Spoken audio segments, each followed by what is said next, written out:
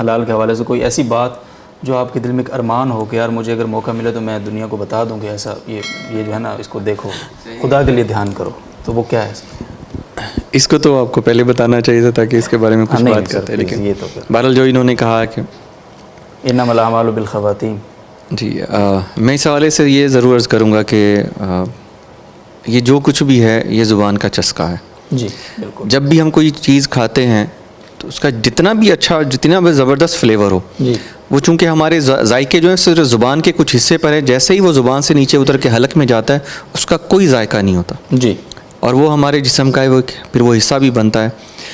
تو یہ جو زبان کا چسکا ہے یہ صرف اتنی دیر تک کے لیے ہے جتنی دیر میں وہ ہماری زبان تک ہے. بالکل بالکل. تو ہم بعض اوقات یہ کرتے ہیں کہ اسی چسکے کو حاصل کرنے کے لیے ہم بعض اوقات حلال حرام کی تمیز کھو دیتے ہیں، اور ہم یہ بھول جاتے ہیں کہ یار تھوڑا سا چکھ لیتے ہیں، چکھنے میں کیا حرج ہے. بالکل.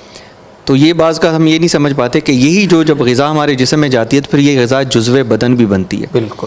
اور جب یہ جزو بدن بنتی ہے تو وہ جو کہا گیا کہ اگر ایک حرام کا لقمہ اگر انسان کے جسم میں چلا جائے تو 40 دن تک اس کی عبادت قبول نہیں ہوتی. تو اگر یہی سمجھ لیں کہ اگر وہ جسم کا جزو بن گیا تو پھر وہ آپ کے جسم کے ساتھ ہی رہے گا، جب تک وہ دوبارہ سے وہ بدل نہیں جاتا تب تک یہی مسئلہ رہے گا. اور میں ایک حدیث مبارک کے ساتھ ہی جو ہے اس اپنی بات کا اختتام کروں گا کہ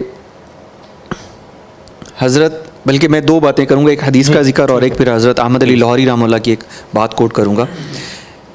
حدیث مبارک میں یہ عرض کروں گا کہ نبی پاک صلی اللہ علیہ وسلم سے ایک حضرت ابو ہریرہ رضی اللہ عنہ سے ایک روایت ہے کہ نبی پاک صلی اللہ علیہ وسلم نے ایک بہت تفصیل سے ایک چیز کا ذکر کیا، پھر ایک شخص کا ذکر فرمایا جی کہ وہ شخص جو ہے وہ لمبے لمبے اسفار کرتا ہے. صحیح ہے. اور پھر وہ پراگندہ حال ہے، یعنی کہ اس کے بال بکھرے ہوئے ہیں، مٹی سے گرد آلود ہیں، کپڑے کے اس کے جسم کے اوپر مٹی کے آثار یا سفر کے آثار بہت واضح ہیں. جی. اور وہ یا رب دونوں ہاتھ اٹھا کے یا رب پکارتا ہے. اور حال یہ ہے کہ اس کا کھانا حرام ہے، اس کا لباس حرام ہے، اس کی پرورش حرام غذا سے ہو، تو اللہ اس کی دعا کیسے قبول کرے گا؟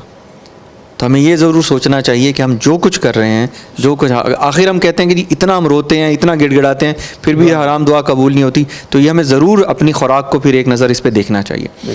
اور یہ جو میں آخری بات جو کرنا چاہوں گا، حضرت احمد علی لاہوری رحمہ اللہ، وہ اللہ نے ان کو ہمارے تو بزرگوں کا بہت ایک لمبا سلسلہ ہے جن کو اللہ تعالیٰ نے یہ صلاحیت دی تھی کہ وہ ان کے اوپر چیزوں کے حالت یا حرمت جو ہے وہ اللہ تعالیٰ ان کو منکشف فرما دیا کرتے تھے. تو حضرت احمد علی لاہوری یہ فرمایا کرتے تھے کہ اگر کوئی 10-12 سال کا بچہ میرے گھر کا کھانا صرف 4 سے 6 ماہ تک کھا لے، یہ نہیں فرمایا، حالانکہ بہت بڑے تصوف میں بھی ان کا بہت بڑا مقام تھا، یہ نہیں فرمایا کہ اس کو اتنا ذکر اذکار اور اتنی یہ چیزیں اتنا وہ کچھ نہیں فرمایا، صرف یہ فرمایا کہ وہ اگر 4 سے 6 ماہ تک میرے گھر کا کھانا کھا لے تو آپ اس کو کسی بھی قبر کے پاس کھڑے کر دینا، وہ آپ کو مردے کے احوال بتائے گا. تو اس سے آپ اندازہ لگا سکتے ہیں یہ کھانا جو ہے اس کی کتنی اہمیت ہے، اور ہمارے جو معاملات ہیں اس پر یہ کس حد تک یہ ہو سکتا ہے. تو ہمیں اس حوالے سے بہت زیادہ خیال کرنا چاہیے، بہت زیادہ سوچنے کی بھی ضرورت ہے کہ کہیں ایسا نہ ہو کہ ہم یہ تھوڑی دیر کے چسکے کے لیے اپنے رب کو ناراض کر کے اپنے رب سے دور ہو جائیں. جزاکم اللہ. سر بہت شکریہ آپ کا.